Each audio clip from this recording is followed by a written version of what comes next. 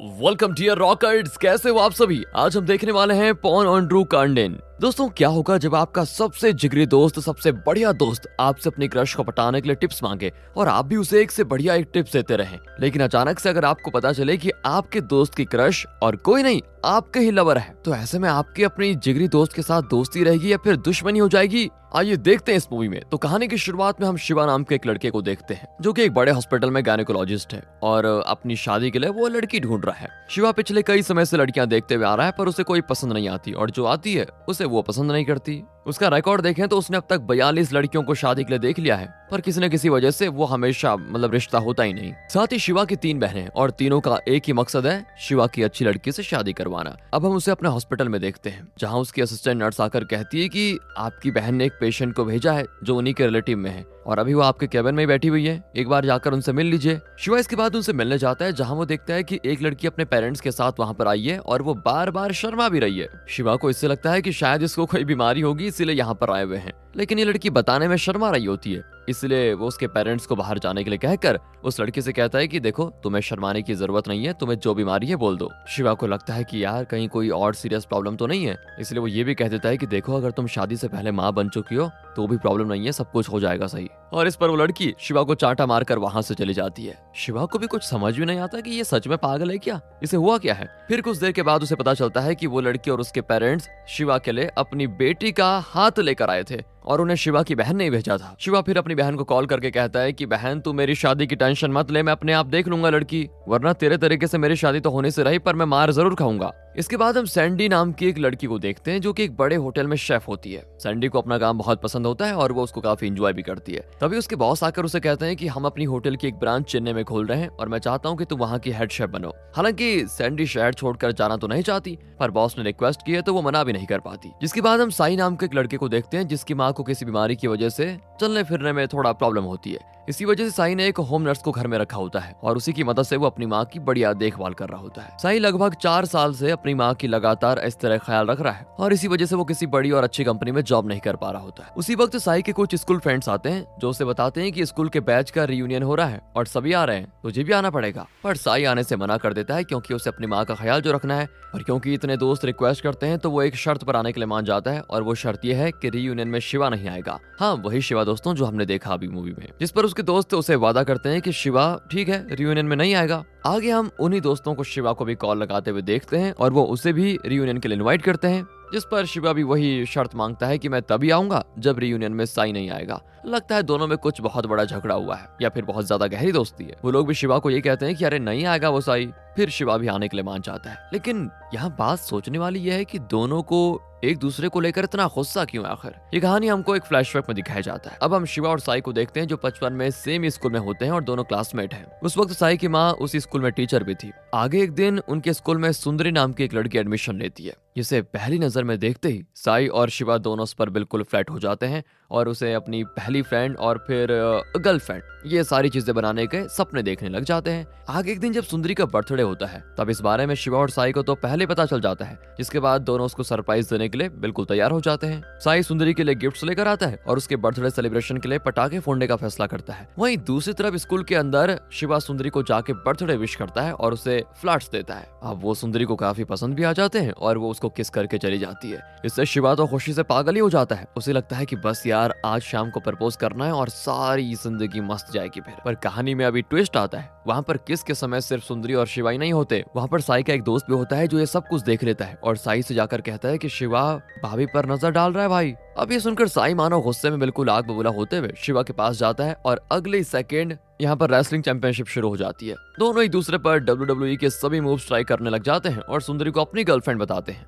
दोनों एक दूसरे से बस यही बात बार बार कह रहे होते हैं कि तू उससे दूर रह, तू उससे दूर रह, नहीं तो बहुत बुरा होगा। और तभी इतने में वहाँ पर टीचर्स भी आ जाते हैं। फिर वो झगड़ा को रोकते हैं और दोनों को अलग कर देते हैं, जिसके बाद दोनों टीचर्स एक दूसरे की कंप्लेंट्स भी करने लग जाते हैं। इसी बीच सुंदरी का जब नाम आता है तो उसे भी बुलाया जाता है भाई, जिसमें वो बताती है कि मैं सुबह जा रही थी तभी शिवा ने मुझे हैप्पी बर्थडे विश करके मुझे गिफ्ट दे दिया और मैंने भी उसको किस किया था। वैसे ही साई ने भी मुझे हैप्पी बर्थडे कहा तो मैंने उसे भी किस करके थैंक यू कहा। अब ये सुनकर सभी लोग वहां पर हंसने लग जाते हैं कि इतनी सी उम्र में ये दोनों सोच क्या रहे थे बताओ। तभी सुंदरी के अंकल आंटी उसे वहां से लेकर चले जाते हैं और यहीं से साई और शिवा के बीच की दुश्मनी की शुरुआत हो जाती है, जो कि स्कूल के खत्म होने के बाद भी अभी तक खत्म नहीं हुई है। अब हम प्रेजेंट में देखते हैं तो दोनों के रियूनियन में एक दूसरे को आमने सामने देखते हैं, जहाँ दोनों के मन में तो बस यही चल रहा था कि आज तो बस ये मार खा के जाएगा। फिर पता है कुछ देर के बाद शिवा नोटिस करता है कि साई काफी शांत बैठा हुआ है, जबकि वो बिल्कुल ऐसा नहीं था। बचपन में वो काफी उछल कूद करने वाला लड़का था, तो वो अचानक इतना शांत कैसे हो गया। ये सवाल अपने एक दूसरे म्यूचुअल फ्रेंड से पूछने पर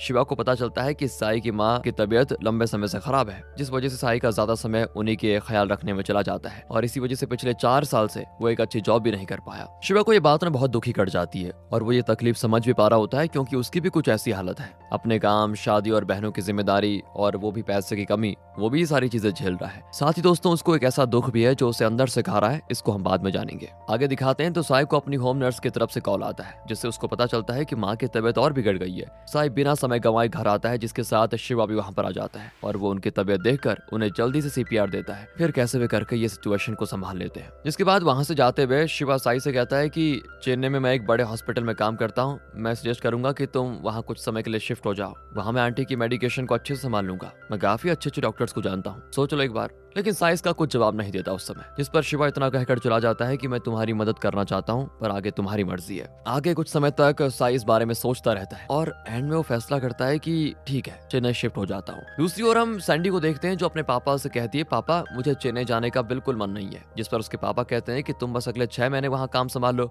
उसके बाद मैं तुम्हें कनाडा में अपने दोस्त के यहाँ पर हेड शेफ की पोजीशन दिलवा दूंगा। अब इस पर सैंडी भी चेन्नई जाने के लिए मान जाती है। लेकिन यही हमें एक और बात पता चलती है कि सैंडी और कोई नहीं, सुंदरी ही है और सैंडी उसका दूसरा नाम है दोस्तों। खैर अब हम साई को चेन्नई में देखते हैं, जहां वो अपनी माँ और होम नर्स के साथ वहां पर शिफ्ट हो चुका है। उसकी शिवा से भी अच्छी बातें होने लग जाती हैं और दोनों अब धीरे धीरे दोस्त बन गए हैं। ऐसे ही एक दिन शिवा और साई 2 लड़कियों से मिलने जाते हैं, जो कि एक तरह से उनकी डेट होती है। लेकिन वहाँ डेट पर साई अपनी हरकतों से लड़कियों को बहुत इरिटेट कर देता है, जिससे डेट की तो वाट लग जाती है और लड़कियां भी तभी चली जाती है। अब शिवा इस प्रॉब्लम को समझ पाता है कि शिवा का अभी थोड़ा मॉडर्न लुक बनाना पड़ेगा, इसलिए वो उसको एक बार्बर के पास लेकर जाता है और उसकी A to Z मेकओवर करवाता है। उसके बाद वो काफी अच्छा दिखने लग जाता है। आगे दिखाते हैं तो एक शाम साई के अपार्टमेंट में कुछ फंक्शन होता है, जिसमें वो सैंडी को देखता है और ये इसीलिए हो पाता है क्योंकि सैंडी भी उसी अपार्टमेंट में रहने के लिए आई है। तब साई की माँ जब सैंडी को देखती है ना, तो वो तो उसको सुंदरी कहकर बुलाती है, यानी वो उसे पहचान जाती है। साई भी सैंडी को देखते ही बिल्कुल एक तरफा प्यार में गिर जाता है। उसे सैंडी बहुत पसंद आ जाती है और वो ये बात जल्दी से शिवा को कॉल करके बता देता है, जिसके बाद शिवा उसे लड़कियों से बात करने की बहुत सारी अच्छी टिप्स देता है। अगले दिन होता ये कि सैंडी किसी वजह से ना साई के घर आ जाती है, जिस दौरान साई की माँ उसे फिर से सुंदरी कहकर बुलाती है और ये सुनते ही सैंडी काफी शॉक हो जाता है, क्योंकि असल में ही सुंदरी उसका दूसरा नाम है। और तब सैंडी को अपने बचपन में स्कूल का वो नाम याद आ जाता है और वो पूछता है, क्या तुम उस स्कूल में कभी पढ़ी हो? क्योंकि साई को लगता है कि क्या पता है मेरी सुंदरी हो, पर सैंडी जवाब देती है, नहीं नहीं, मैं तो वहाँ कभी नहीं पढ़ी। यानी कि ये सैंडी वो सुंदरी नहीं है जिसके लिए साई और शिवा बचपन में लड़े थे। आगे साई और सैंडी धीरे धीरे दोस्त बन जाते हैं। दोनों एक साथ कई जगह घूमने भी जाते हैं और लगभग पूरा चेन्नई घूम लेते हैं, जिस वजह से दोनों में बहुत ज्यादा करीबी आ जाती है। ये सभी बातें साई शिवा को बताता है और शिवा भी ये सब जानकर बड़ा खुश होता है कि तुम्हें एक लड़की पसंद आ गई है। लेकिन जल्दी शिवा की ये खुशी दुख में बदलने वाली होती है। तो होता यह है कि एक दिन शिवा अपनी बहनों के साथ मॉल आया होता है, जहाँ आने का कारण होता है कि आज वो एक लड़की के साथ डेट करने के लिए आया है। पर उसी मॉल में शिवा साई को भी देखता है, जो उस वक्त सैंडी के साथ होता है और दोनों एंजॉय कर रहे होते हैं। इसके बाद हमें शिवा का एक बहुत बड़ा सच पता चलता है कि शिवा का 5 साल पहले डाइवोर्स हो चुका है और सैंडी शिवा की एक्स वाइफ है, यानी कि साई शिवा की एक्स वाइफ पर ट्राई कर रहा है। हालांकि सैंडी ने साई को बता दिया होता है कि मेरी शादी हो चुकी थी और मेरा डाइवोर्स भी हो चुका है, लेकिन उसने ये नहीं बताया कि उसका हस्बैंड कौन था। अब ये देखकर शिवा बड़ा दुखी हो जाता है और उसकी बहनें फिर उसे संभालती है। एक तरफ साई सैंडी के करीब जाने लग जाता है और शिवा को कॉल करके उसे हर वो बात बताने लग जाता है जो सैंडी और वो एंजॉय कर रहे होते हैं। साथ में शिवा से वो टिप्स भी ले रहा होता है कि वो अब क्या चीजें करे जिससे सैंडी और ज्यादा इंप्रेस हो जाए। यहाँ हम शिवा का दुख समझ पाते हैं कि कोई आपके ही लब को पाने के लिए आपसे टिप्स ले रहा हो और आप मना भी नहीं कर सकते। मैंने डाइवोर्स हो चुका है, पर प्यार तो प्यार ही होता है यार। अब आप मुझे बताइए कि आपका इस चीज पर क्या ओपिनियन है? आपके साथ कभी ऐसा होता है? होना तो नहीं चाहिए। सो आगे एक दिन सैंडी अपने एक वर्कर को लेकर शिवा के हॉस्पिटल में आती, क्योंकि उस वर्कर को कुछ चोट लग गई थी। इत्तेफाक से उस वक्त साई भी अपनी माँ के साथ उसी हॉस्पिटल में होता है और तीनों जन एक ही वक्त एक दूसरे के सामने आ जाते हैं। जिसके बाद सैंडी साई को बताती है कि शिवा ही उसका हस्बैंड है। फिर वो शिवा को साई से इंट्रोड्यूस करवाती है। अब इस पर साई सोचता है कि शिवा को जब पता था कि सैंडी उसकी एक्स वाइफ है तब भी उसने मुझे सैंडी से दूर नहीं किया। हालांकि दोनों ही ये बात सैंडी को पता नहीं लगने देते कि ये दोनों एक दूसरे को जानते हैं। इसके बाद अगले दिन साई शिवा से पूछता है कि तुम दोनों का डाइवोर्स क्यों हुआ था, जिस पर शिवा बताता है कि शादी के बाद हमारे यार बहुत झगड़े होने लग गए और हमने म्यूचुअली डाइवोर्स लेने का फैसला किया। पर शिवा साथ में ये भी कहता है कि मैं अब सैंडी के साथ नहीं हूँ, तुम आराम से उसके साथ अपनी लव लाइफ शुरू कर सकते हो। पर यहाँ पर एज अ व्यूअर हम इस बात को थोड़ा समझ जाते हैं कि शिवा साई से चल रहा है दोस्तों, क्योंकि वो अंदर ही अंदर अभी भी सैंडी को पसंद करता है। इसके प्रूफ हमें जल्दी मिल जाएंगे आगे। और अब साई और शिवा दोनों ही सैंडी को इम्प्रेस करने लग जाते हैं, क्योंकि शिवा को दोबारा उस पर और प्यार आ गया है। दोनों सैंडी से हमेशा बात करने का मौका ढूंढते हैं, उसे बाहर ले जाने के लिए बढ़िया बढ़िया चीजें दिखाते हैं ताकि वो बहुत इंप्रेस हो जाए। ये बात ना सैंडी भी समझ जाती है और वो कंफ्यूज हो जाती है कि मैं सैंडी के प्यार को एक्सेप्ट करूं या फिर शिवा के प्यार को, जिसके लिए वो दोनों के साथ अलग अलग टाइम स्पेंड करने लग जाती है। लेकिन दोनों इतने अच्छे बन चुके हैं कि सैंडी किसी एक को चूज कर ही नहीं पाती। साथ में साई और शिवा दोनों इस बात को भी जान चुके हैं कि दोनों सैंडी के पीछे पड़े हुए हैं, जिसके बाद दोनों के बीच में वही बचपन वाला झगड़ा शुरू हो जाता है, जिसमें दोनों सेम ही लड़की के पीछे पड़े थे और दोनों उसे पाने की कोशिश कर रहे थे बचपन से। हालांकि दोनों इस बार अपना गुस्सा एक दूसरे के सामने आकर नहीं जताते, लेकिन दोनों से एक दूसरे को लेकर जलन भी नहीं छुप रही होती है। अब आगे सैंडी के रेस्टोरेंट ओपनिंग डे पर दोनों वहां पर आए होते हैं और तभी सैंडी को लेकर दोनों में बहस हो जाती है,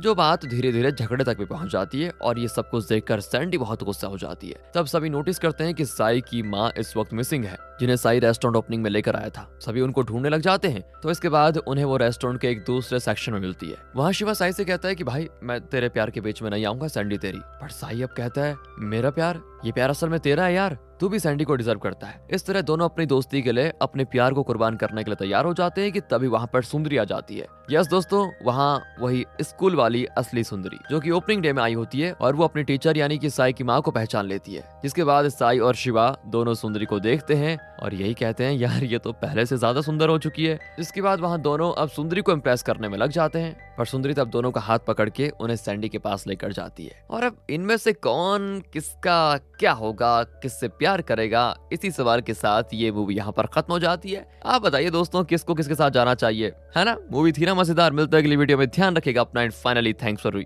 वॉचिंग।